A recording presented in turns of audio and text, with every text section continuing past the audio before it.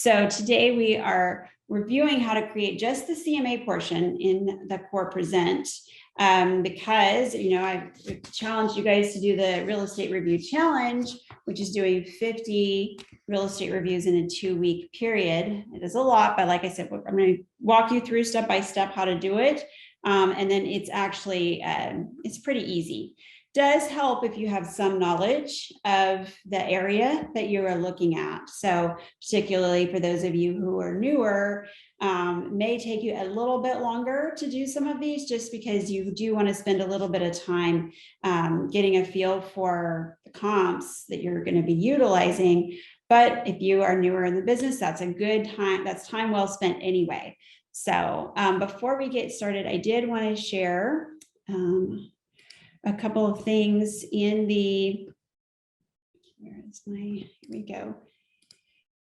So in our real estate review challenge, like I said, I have challenged you to send out 50 in 2 weeks. So I know a lot of people say, well, I don't have a previous book of business with 50 people, or maybe you don't even think that you have 50 people that you have that you have on your sphere of influence that you would feel comfortable doing this with. So I want to give you some other ideas of who could receive a CMA. And so kind of keep that in mind as you're thinking about how we build this. So obviously, if you have buyers, any previous buyers, if you've done transactions, any previous buyer that you've represented, even if it was last year, you still want to give them a real estate review because this is a nice thing to do to keep them on tap with where the market is for their property. If they bought in the last, if they've bought at any point in time, really, even if it's just in the last year, they've already seen some value increase. So it's a good thing to do for any previous buyers at any point in time that you've had. Any old seller leads that considered selling but never listed, that is a good list to look at too. If you actually have current buyers, this isn't even on here, but if you have current buyers that would need to sell, that would be another avenue to take. And then looking at your sphere of influence in your database. So if you think about your sphere of influence, your holiday list, your friends on Facebook, anybody could be a prime candidate, but you may want to specifically target somebody that hasn't moved in 5 years, has a growing family, an empty nester, some people that own investment property. This is where, for those of you who went through the Ninja Business Planning, you know that these are things that you can find just by having conversations or, kind of stalking them on the social media. These are the kind of those key indicators that there may be a move in their future. So these would be your prime candidates, but really anybody will appreciate you providing this real estate review. The nice thing is that this frequently will generate referral business. So even though you create one on somebody's property, you may not end up listing their house, at least not, in the short order, but because you took the time to do it for them, they may refer you a friend or family member of theirs that they get into conversation that turns out may be moving. So really anybody in your database can be a target. If you have a listing, you can send the review to some of the neighbors, right? Letting them know what this listing is, and if it's under contract, I'm going to be closing soon, that what this listing is doing for the value of their property. So you can send it to a radius of several neighbors, or if you've got a track home, maybe all the other model matches. You could do that. If you don't have a listing, you can use an office listing. I would ask the listing agent just to confirm somebody else isn't doing it already or they aren't doing it already, but you can use the another office listing with that same principle. If you recently represented a buyer, same thing. I just represented a buyer at XYZ Street, ABC Oak Street. I wanted to let you know what that sale has done to the value of your home, right? So you can send that to those neighbors. Again, current buyer, you can, if they have a home to sell, of course you could do that. You can also send it to homes in the area specifically where they're looking. I have a buyer looking in this neighborhood. this is the value, you may be interested in what the value of your home is. So these are all options. Target neighborhood where you live. Of course, if you've got neighbors, you can send to them. Same thing with geographic farm. If you're specifically focusing on a specific farm area, I would look at those who've lived there at least 5 years. Also the non-owner occupieds in your farm areas, specifically those with out-of-state mailing addresses. They may not realize how much it's gone up specifically in California in our area. And then you could even just, if all else fails, pick some properties that have come up in the hot sheet and send to some of their neighborhoods. Your neighbor recently listed their home. It's not your listing, but you can say your neighbor recently listed their home. I wanted to let you know what this is doing to the value of your property. So these are all ways that you can reach out to people, but your best source of this having effect is somebody that you already personally know in some way. But that doesn't mean that you can't leverage it to others. So hopefully that is helpful to you. You do have this in the packet if you want to pick up a packet.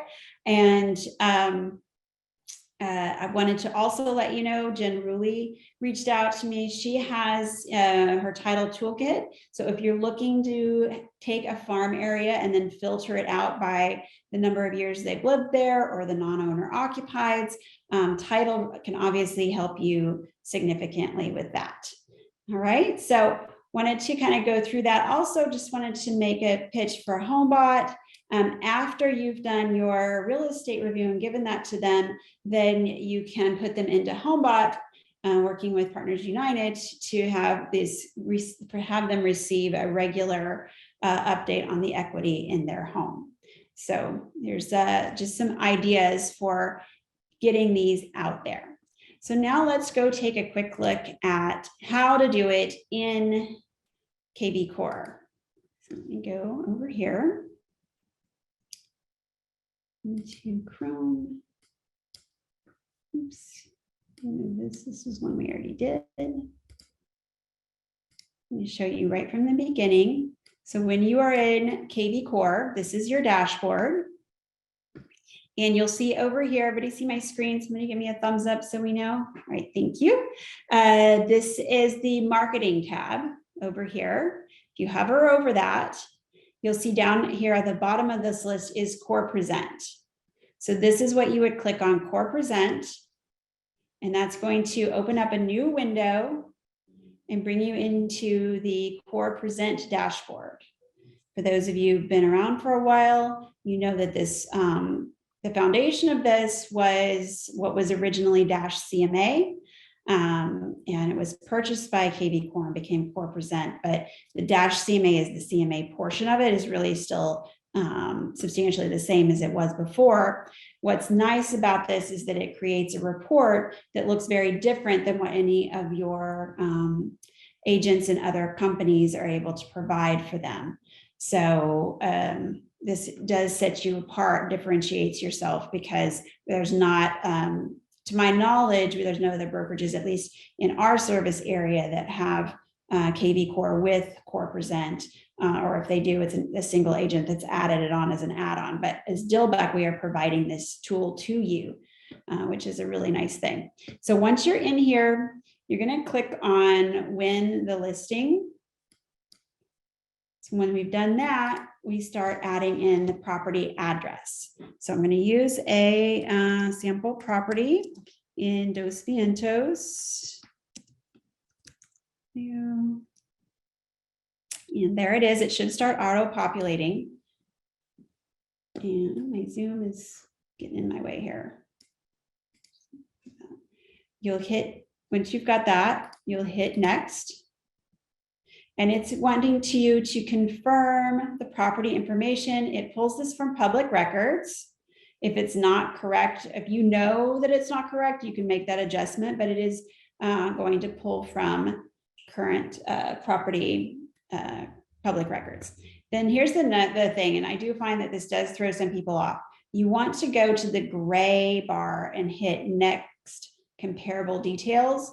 Don't hit the blue button that says skip to presentation. Okay, we're going to hit Next comparable details. That's going to keep you in the CMA portion.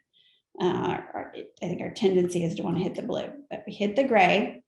And now you will see a map.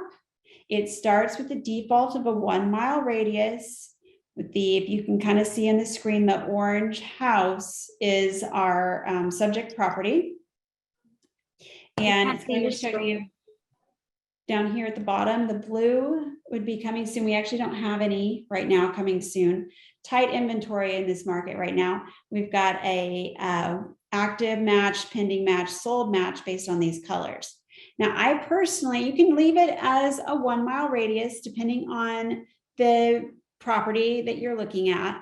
I personally like to customize it and do a polygon down to the actual neighborhood, since I happen to know the general boundaries of this neighborhood.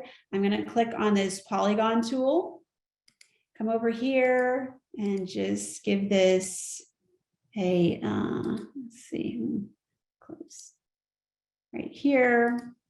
I'm going to come over and pick up the, just this neighborhood. So once you've done that, you see it's going to zoom in a little bit.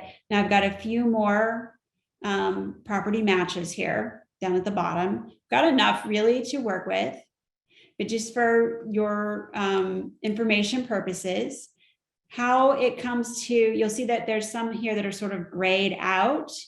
So basically it's showing everything, but the bright greens, the bright reds, those are the ones it's going to pull in as comparables. But there's some that are gray, but that is to show you that they are properties that have had, that are either active, pending, or sold, but they don't meet the qualifications that the program has put in place. So those qualifications are over here on the left-hand side. And you'll recognize that these are very similar to doing an MLS search. So if you click on the plus button, you've got drop-down menus for each of these. So it does start by pulling only single-family homes, because this came up in the public records as being a single-family property. And that is the case, and that is what I don't want to pull in condos for this one. So I'm going to leave that as a single-family homes. The next one is year built. It defaults to having all year builts. So I tend to leave this one as is, but if you have, are in a specific area where you think you need to like narrow it down to some specific year range, you can do that as well. Close date. Now it's going to default to 6 months. You could shorten that. Given that our things are moving in such a rapid time frame, you could shorten, you can lengthen, depending on what is needed. For this purpose, we're just going to leave it as 6 months. Now, the bed count, this is where some people get a little, having to make a decision on which route they would want to go. It will only pull as comparables the properties that have the exact same bed count match. This home has 4 beds. But I can say, well, it has a bonus room that could make it 5. So we could say 4 and 5. Does that change my comparables? Actually, it does give me a few more solds and a pending. So I think I'm going to say for this property, I want to use 4 and 5 bedrooms. But you can adjust that there. Doesn't ask about bathrooms. It seems to think that bathroom count is somewhat is less of a qualifying factor.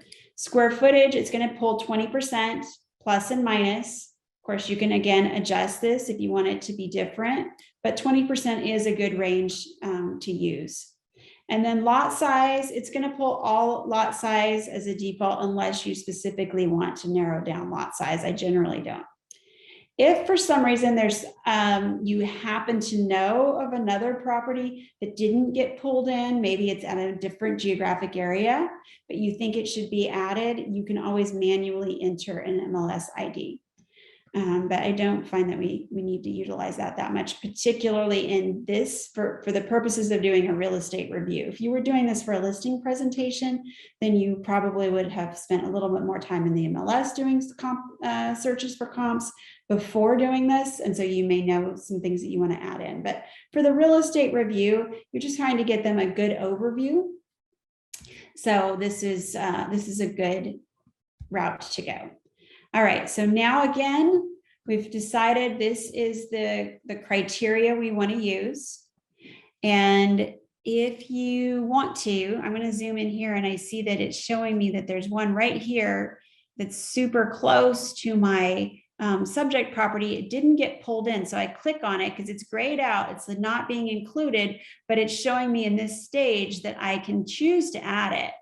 This one is because it's 35% smaller, but it is right there in that same neighborhood. So maybe or same street basically. So maybe I should go ahead and add it.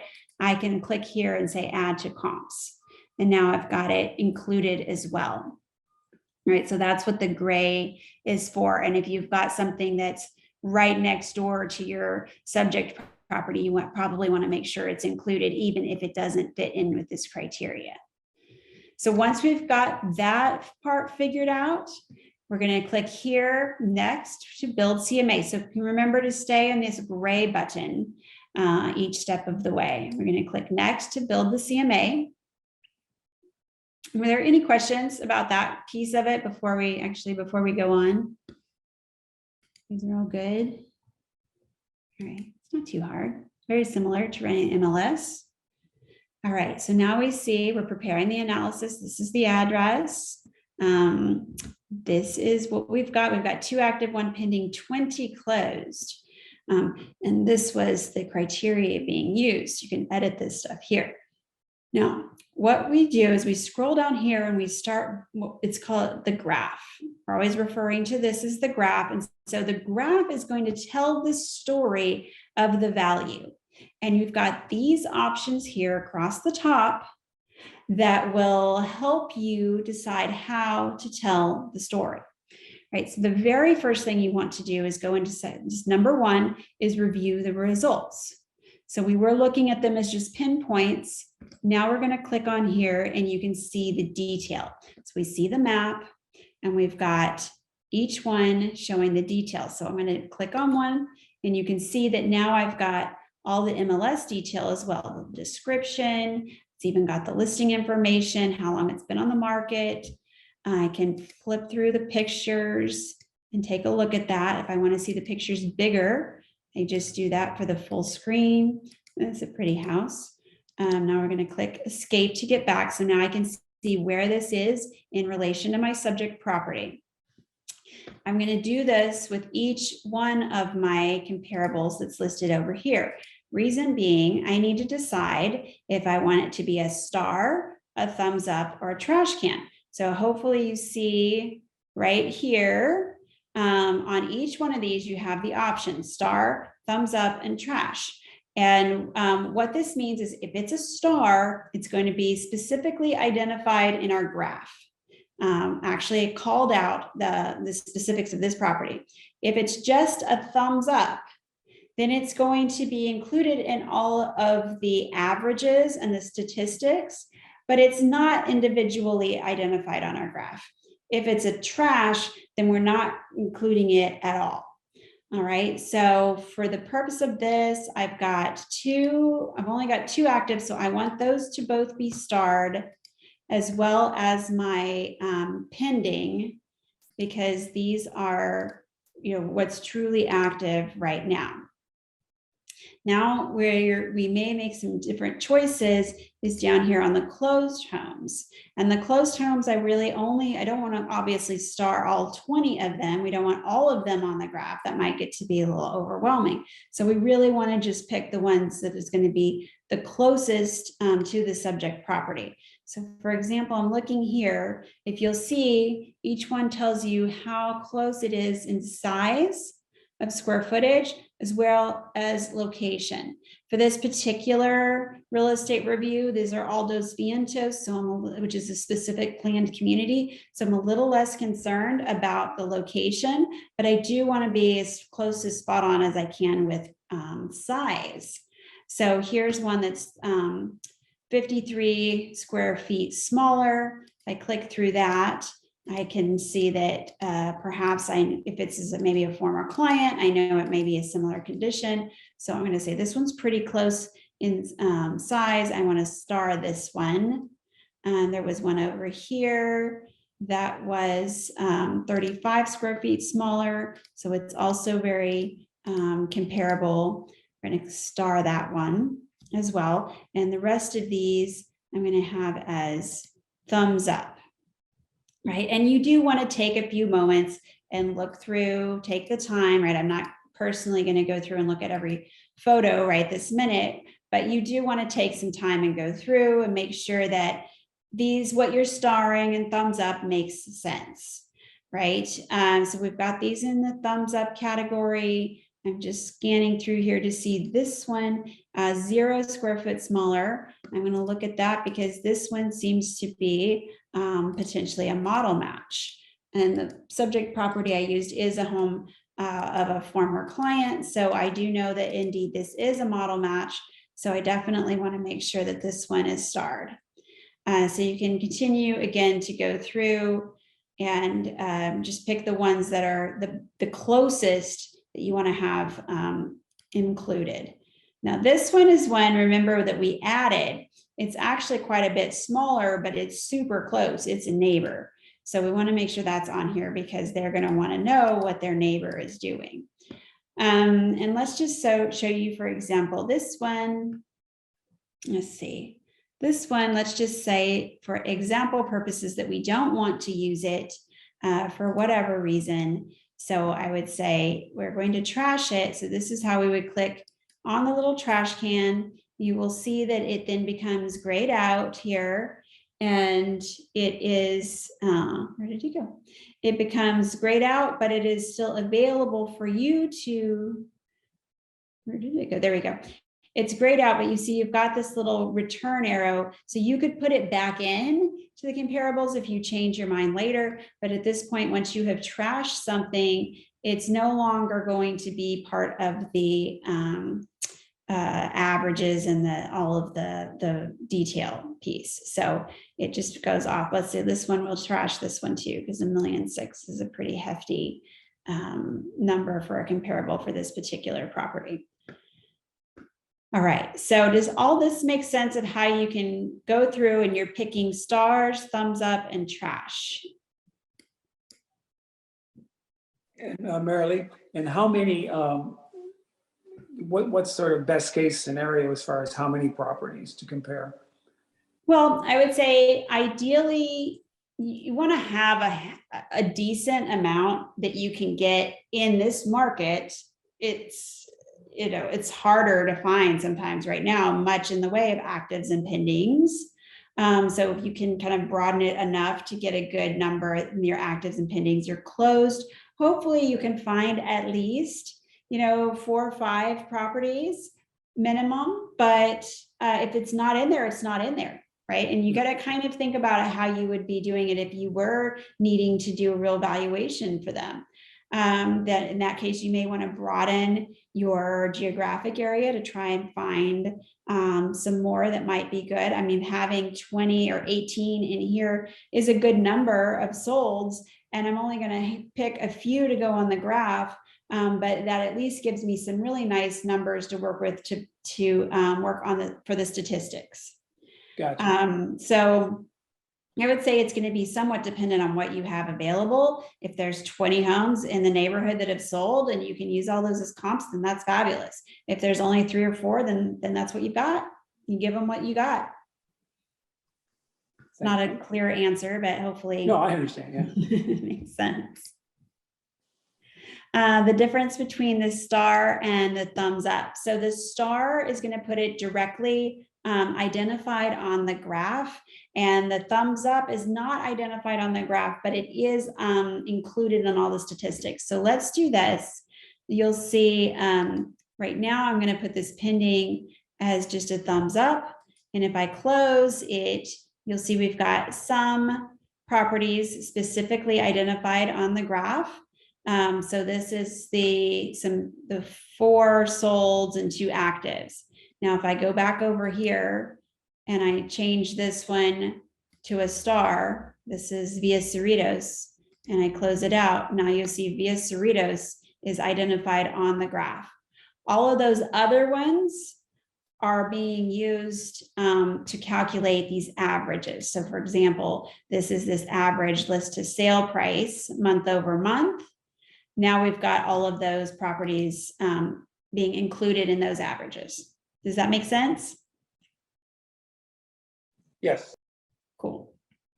Okay, so again, you're building out the story that you're trying to tell of what you think the value is of this home.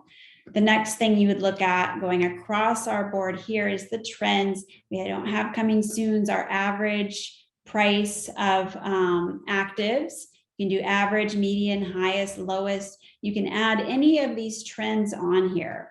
So closed properties, it's got average close price. I like to sometimes include, it depends on the situation, but the highest price, because of course sellers always want to push those price points. So let's say if we've added the highest close comp versus average close comp. So the so interestingly, right, the highest close comp is $1,470,000, but we see we've got two actives that are even higher than that, as well as our pending. So we'll see how these close, and likely they will close at their price points.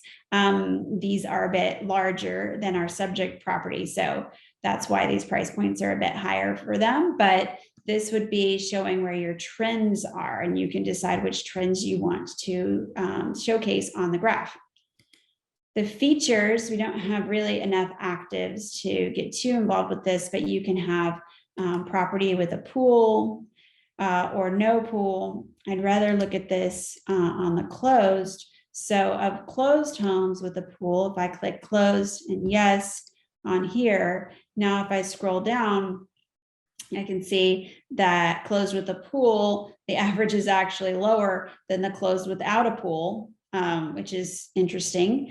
But you may choose, we would normally see that being higher number. It just happened to work out that way for this particular property. But so if your property has a pool or does not have a pool, and that's an impact on your evaluation, then you may want to include that. So this is where choosing which features you want to highlight again on the graph is something that is this again the narrative that you are trying to develop. Okay. Estimates, this is where you can put in any estimates that you want. So you may want to choose to say, your sellers are probably have looked at Zillow or realtor.com to see what their home is worth. I did look this one up in Zillow, and it has an estimated price of $1,285,000.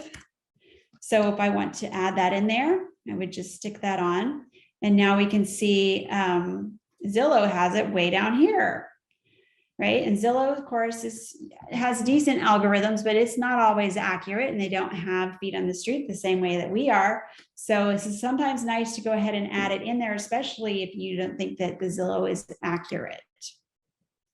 Then you can also use this feature right here to put in your own price, right? So let's say you think it's worth, based on this, we've got our highest close to our average close, and we're looking at all this, and you'd say, well, I would say, it's probably worth $1,400,000 or $1,400,000 to $1,450,000. You can put that in here and add. Now you've got your name and picture and showing where you think this property value might be, right? So this is you giving them a valuation of what, without, this is a real estate review, maybe without having seen it in person or not having seen it recently, but you're going to give them your best guess of what you think it is worth. If you don't feel comfortable doing that, you can still remove that and just let them look at the graph.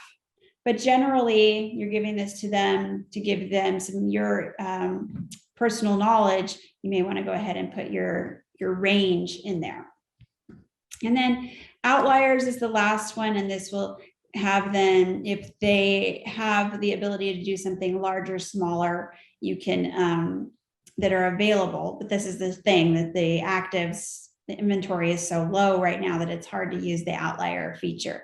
So if you have that available, you can use, if it shows up as an option, you can use it. Otherwise, we're not really seeing that being able to be utilized too much right now because these two actives are the only thing active. Right. And so now you can see that it's created this narrative, this story that we're trying to present. And it doesn't take very long to do that. And the more you do it, especially if you're doing it in some similar neighborhood, several in one neighborhood, you'll be able to get through it quickly. You've got things like average list price to sale price. This is a heat map for the length of time inventory. Obviously, right now, we're not seeing anything very long. But each one of these will give, tell information. This is a scatter graph on days on market versus price.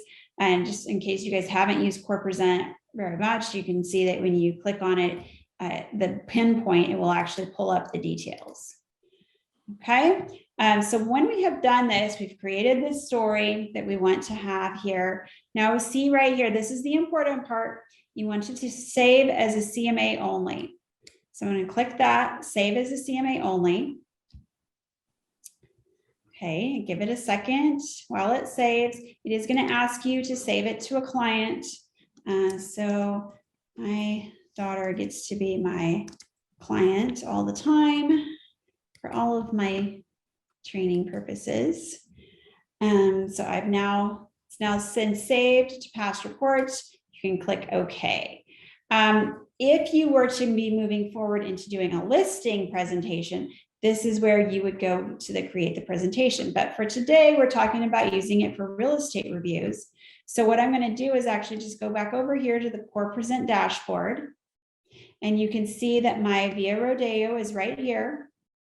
And it can be a presentation on a web or a PDF. For the purposes of real estate review, I'd really like for you to take it to them, ideally like drop it off for them or even have a conversation with them in person, or you can mail it. So for that, you can just click here on the PDF. And now you'll see what quickly. I'm sorry, I got lost there for a sec. How do I get to the page that show? Yeah, that right there. This right here. We go back into here.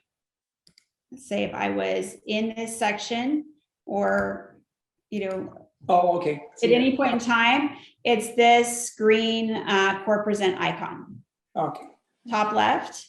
Gotcha. That's going to put you back into this dashboard. Yeah, thank you.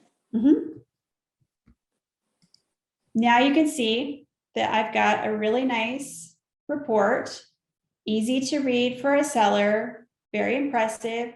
Remember, we talked about the stars versus the thumbs up, right? My stars are indicated on here, and all the ones that were thumbs up are right along here, right? So we've got that going. And then what it does is it's going to give a little one page with a few of the photos, only for the ones that were starred, not for every property. That would be a lot to have to print out, but this is just a quick, enough of a report for it to be very professional and impressive. It's going to give you the details on each one of those grids, the different analytic items, showing the price per square foot and the closed comp. So this is a really lovely report to print out and deliver to your contacts.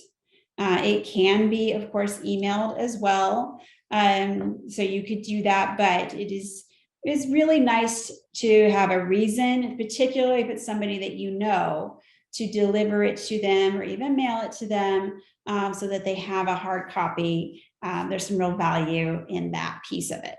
So this is where you would find all of your CMAs as you create them. If you did want to follow up with them and send them the link so that they actually have an interactive version, let me go back and just show you that again. So this was how we saw we were on the dashboard. The PDF gives you what you can print out to give to them. The presentation web is right here. Zoom is not letting me go over there.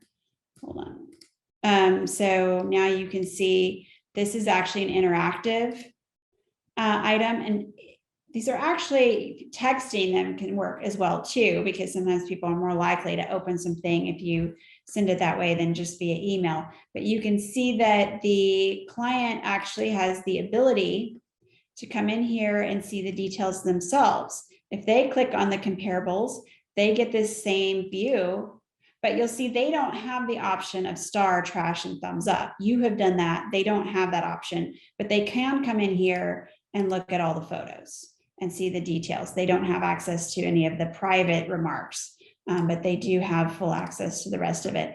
They can even also go ahead and look at the trends and the features and so forth. They have access to do that on the interactive version, web version, if they want. So could be that you give them the hard copy or you mail them the hard copy. If you talk to them, they have some more questions or interested in more detail, you can go ahead and send them the interactive web as well. And should we just copy and paste the link? Yes, so you can just copy and paste the link, or if you click in here, this will actually directly email. So if you want to email or text it to them through your own native app that you use, you can copy and paste the URL, or you can come in here and write a subject and a message, and you can see KB Core will send the email off to the contact. You can preview. Merilee Iverson has sent you an email presentation, review it here, right? So you can do either of those things. If you do give them the web version, if they do click on it, then it'll start to build up some analytics. So for example, here's one. So 4 slides were viewed, and you can see they viewed the cover page briefly. They looked at the big picture scale. You can see each page that was looked at. So that's kind of the nice piece on the interactive version. However, it has been found that you have the best conversion rate for referrals if you either hand deliver it or mail it to them. And in addition to that, you want to call them. So you want to call them and let them know that you have already prepared the report. So this is not an offer to prepare it, right? Because then they'll say, oh, don't worry about it. We're good. I don't want you to just waste your time, right? So you don't want to say that. You want to say, I've already prepared this report for you. I mean, and then I'm popping it in the mail, or I'm going to drop it off on your porch, or if you have chance, I'd love to, show it to you. I do this for all my clients, right? However you would like to phrase any of that. But the best conversion rate is phone, report, phone, right? So you want to reach back out to them in a couple days after and make sure that they got it, see if they have any questions. And that's where you can then have, send them the follow-up link to let them say there's also an interactive version if you'd like to have more detail on some of those comparable properties. But phone, deliver, phone is going to give you your best conversion, and higher depending on how much of a contact you get to have with that person. If you can go deliver it in person and not, and actually have a conversation with them versus dropping it on their doorstep versus putting it in the mail. But through the Ninja system, they've been tracking the conversion rates on that. When you do it in that order, run about 15% referral within 12 months, or transaction within 12 months. Generally, it's referral. Sometimes it's the actual property. So really, if you do the math, it's worth the time and effort. And especially if you are newer to the business, and take the time to just get them done and get them knocked out.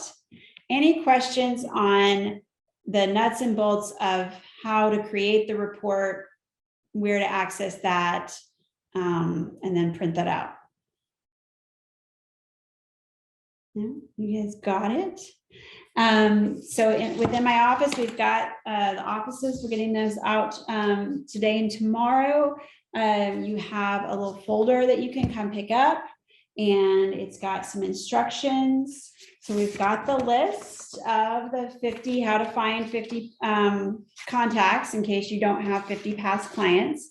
The other thing I've included is sample language for your email or your letter that you're sending to them, so that you have a nice cover letter that you can put in with it. There's a variety of different language. Feel free to tweak that to make it your own. I've also have a tracking sheet, so you can keep track of your 50 addresses that you have done. And then finally, we've got the how to create a CMA, the core present. So this is KV Core, straight out of KV Core's help section. It shows you screenshots, step-by-step instructions. So if you forgot anything that we went over today, you can have a reference for that. Okay. Any other questions? You guys got it? Awesome. Yeah, can I ask you a question from yesterday? Absolutely. You had mentioned something on KV Core that was worth the bang for the buck, I don't know, 30, 60 bucks to do some kind of advertising. Was that with a already sold or listed property or? Oh, yeah. So that was the, that was what Carolyn and Sherry had shared in the last office meeting.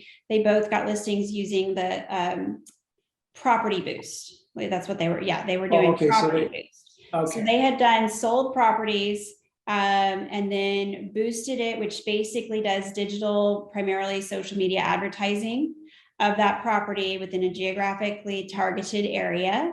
And it creates the lead. So all you do, like, you don't have to create the ad or think about where it go. You don't have to do any of that. You can go into property boost and just boost the property. You can pick the number of days will determine the price point. So I think it's like $35 is for 3 days. And I think Sherry was doing 5 days for $60.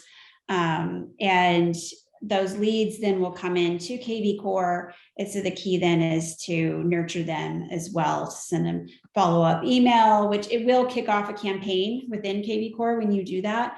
But it's nice also to personally reach out to them. But that's what they have used. Now, I believe both of them did some of their previous listings, but you can actually use Property Boost for any of the Dilbeck listings. So you can do some of the other in-office listings and boost those under your account as well. And those leads will come into you. Oh, okay. And that, do you have to get permission of the person that holds the listing to do that? Or? Actually, no, we don't, because the only thing that it is showing is what is publicly available on our website anyway. So it's not like you're having to, you're creating any new content, and listings are actually owned from a legality perspective by the brokerage. Sure. So it's fine to do that. Okay. Just provides additional exposure to that property. Yeah. Thank you. Yeah. So do some of that, do your real estate reviews. So we've got a good crowd on here. I hope you guys all do your 50 reviews. Let's see, we've got what, about 18 people on here times 50. We may have 900 real estate reviews going out in the next couple of weeks. We are bound to have, let's see, if you do conversion rate on that, maybe 100 new listings or new transactions over the next year. So that would be fabulous, right? No kidding.